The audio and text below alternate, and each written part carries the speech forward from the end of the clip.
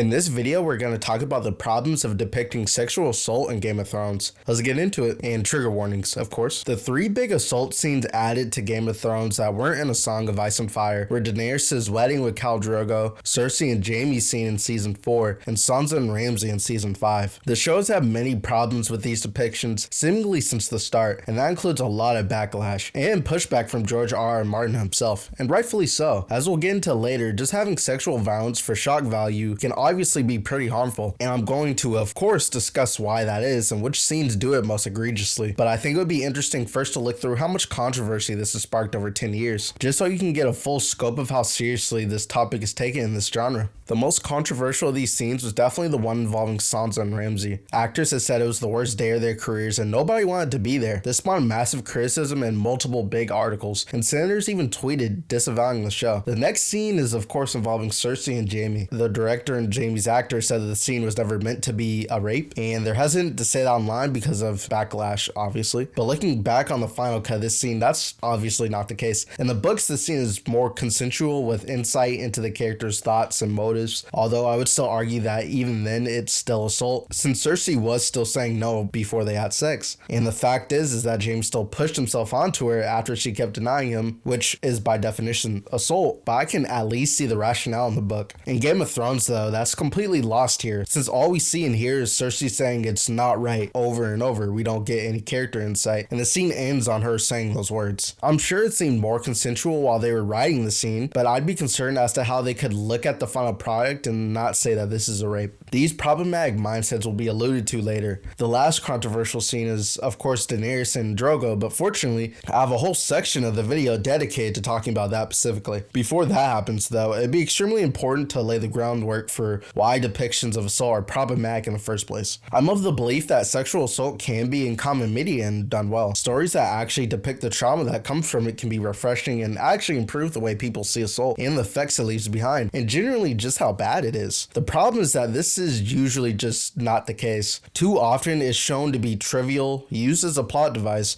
or as a tool for character development. Showing the assault in trivial ways like this just makes it seem like a normal part of life or a thing that just happens, when in reality we should be working to reduce it. While yes, it was a reality that people treated others this way constantly and it was somewhat normal, that has no bearing on how these depictions affect people and largely women in real life. Sure, you could argue that Game of Thrones is just showing the reality of how things were, or it's just being accurate, but that doesn't change the real life effect these things have, which is why people get so up in arms about assault being normalized in this way, and rightfully so. Arguably using it as character development is just as bad, if not worse, since it implies that these terrible acts are good in some ways because they make the victim stronger or a better person, when in reality the vast majority of victims would have never wanted the assault to happen to them in the first place, let alone think that they got stronger for it, which Game of Thrones Season 8 gets extremely wrong. Sansa literally states that without Littlefinger and Ramsay taking advantage of her, then she wouldn't have grown up. Without Littlefinger and Ramsay and the rest, I would have stayed a little bird all my life.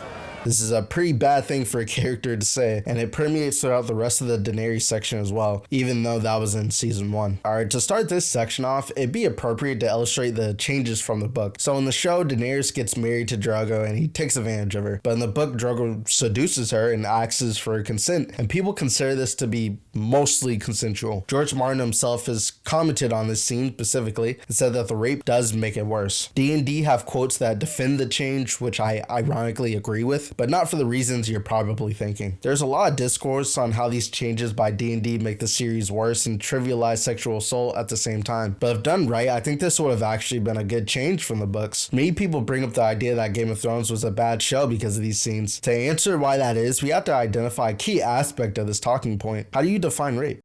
While it seems simple to answer and an absurd question to pose in this video, I'm sure way too many of you know that a lot of people just don't really know what rape is. And interestingly enough, I've seen this phenomenon, especially in the Daenerys Khal Drogo situation when it comes to the fandom. While it's obvious what happened in the show was assault, I'd argue that was the same in the books as well. Remember that Daenerys was 13 to 14 years old in this context, and Drogo near 30. Even if she enthusiastically said yes the first time, this would still be statutory. A minor, at least in this context, context would never be able to consent in the first place, which is why we have specific laws for this. This isn't even accounting for the fact that this is a forced marriage and Daenerys would have been pressured to say yes in the first place. She's literally told she has no choice but to please him, and this is causing her great stress. This is why coerced consent isn't valid consent. You could pressure anyone to have sex with you, which seems obvious, but accepting this fact implies that you have to consider the context under which the person says yes. Sure, Daenerys does say yes here, but with context you realize she had no choice in the first place. Her integrating into their society isn't a sign of consent either. It was likely just a coping mechanism she was using to survive, because after their wedding night, Khal Drogo assaults her repeatedly, to the point where she contemplates just ending her life, which is likely what led to her using this coping mechanism in the first place. Now, I can't leave this section of the video without addressing the whole modern morals comments. The argument goes that we can't apply our standards to a different universe or back in time, so the ethics just don't really matter. We could definitely apply modern morals to different universes' standards or the past even.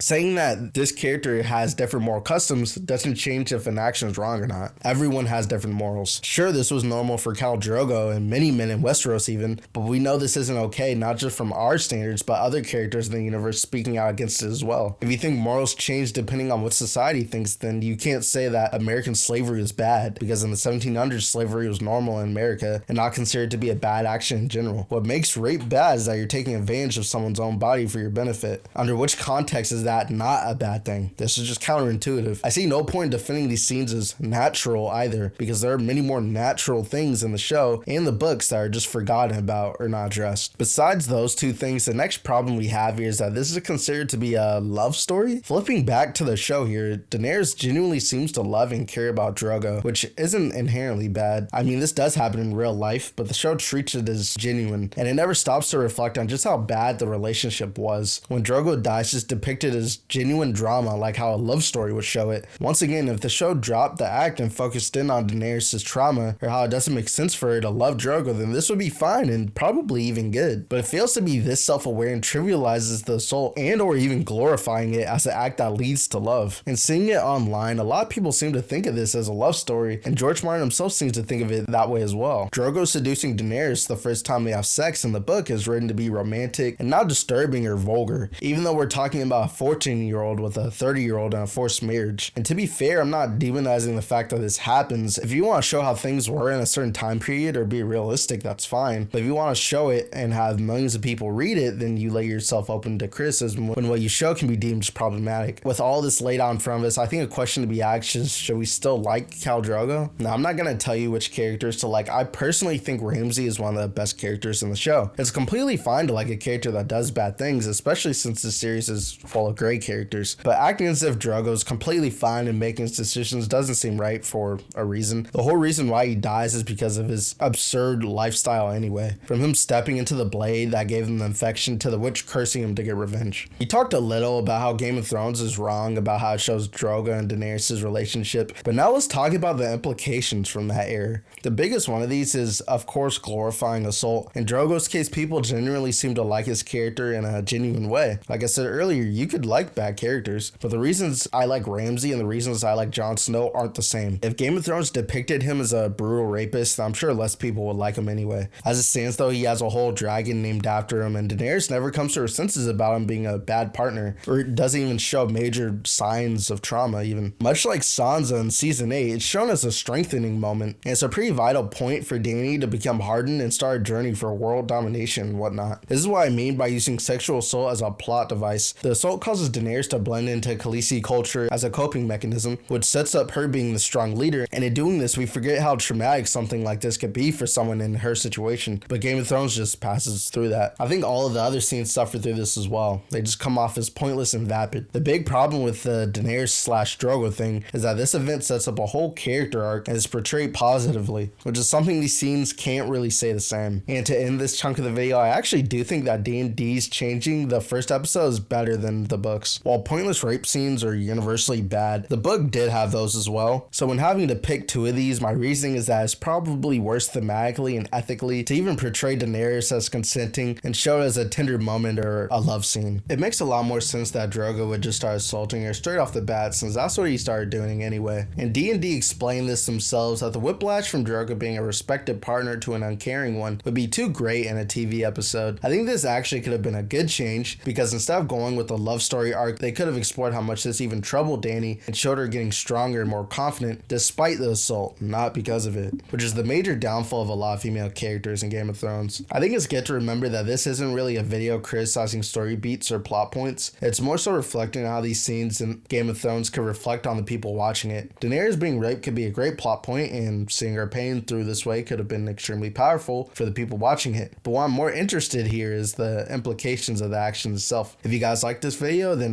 like and subscribe. You made it all the way through, so I make content like this weekly, so join my community. See you.